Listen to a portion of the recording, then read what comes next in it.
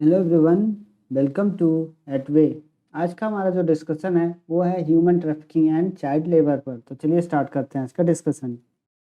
अगर हम बात करें चाइल्ड लेबर की या बच्चों के प्रति शोषण की, तो ये शब्द बड़ा ही बेकार लगता है, लेकिन है सच। देश में आज भी पूरी तरह से चाइल्ड लेबर बंद नहीं हुआ है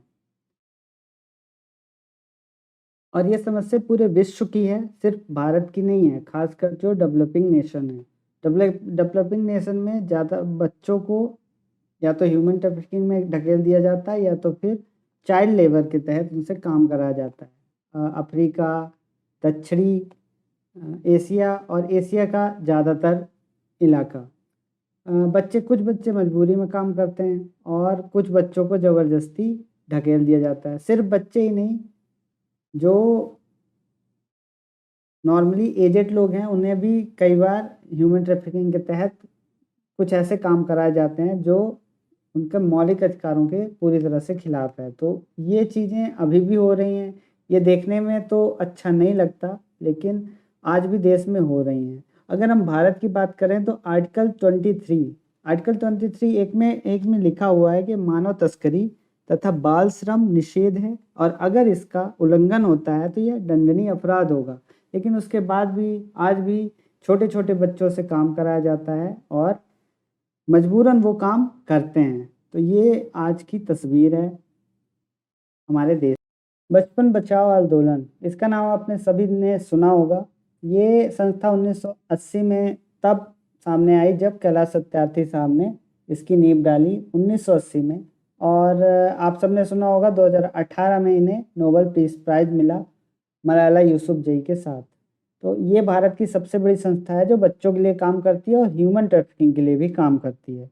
तो इनकी जो रिपोर्ट है इसके अनुसार जो विश्व में चाइल्ड लेबर है वो 151.6 मिलियन है, जबकि जो फोर्स लेबर है 4.3 मिलियन है।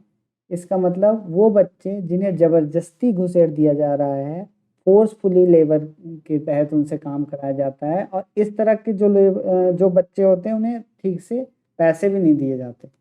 ये चीज़ होती है। इसके अलावा 263 मिलियन बच्चे ऐसे हैं जो स्कूल से बाहर हैं। सिर्फ इस साल की बात ये कही जा रही है। ये बहुत बड़ा नंबर है।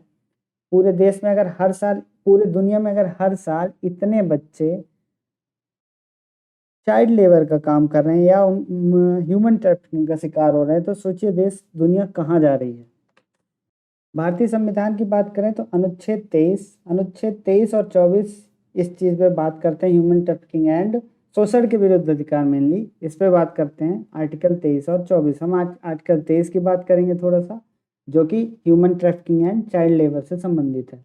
आर्टिकल 23 कहता है कि नागरिकों को न केवल राज्य के विरुद्ध बल्कि निजी नागरिकों के विरुद्ध भी ये सुविधा प्रदान है कि वो अगर उनके अधिकार छीने जाते हैं या उनके किसी बच्चों को या उन्हें वो उन बच्चों को वो बच्चे भी शिकायत कर सकते हैं अगर उनके खिलाफ चाइल्ड लेबर या ह्यूमन ट्रैफिकिंग की जा रही है। तो संविधान का जो अनुच्छेद 35 है वो कहता है कि अगर कोई अनुच्छेद 23 का उल्लंघन करता है तो उसके खिलाफ दंडात्मक कार्यवाही की जा सकती है। लेकिन एक अब सेक्शन है कि अगर कोई सशस्त्र बलों की भर्ती है, जैसे वहाँ 18 साल की एज दी गई है, ठीक है, तो अगर भर्ती है तो वो असंवैधानिक नहीं होगा, उसे थोड़ा सा इस कैटेगरी से अलग रखा गया है। इसके अलावा कुछ कानून है। एक कानून 1956 में बना था, महिलाओं और लड़कियों के नैतिक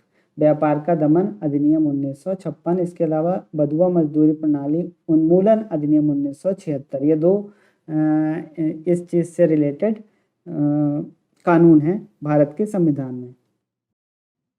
अगर बात करते हैं ह्यूमन ट्रैफिकिंग की, तो यूनाइटेड नेशन की एक संस्था है, यूनाइटेड नेशन के अंदर एक संस्था है, United nation office on drug and crime. इसकी रिपोर्ट के अनुसार 2020 में 2.5 करोड़ व्यक्ति जो हैं वो ह्यूमन ट्रैफिकिंग का शिकार हुए हैं।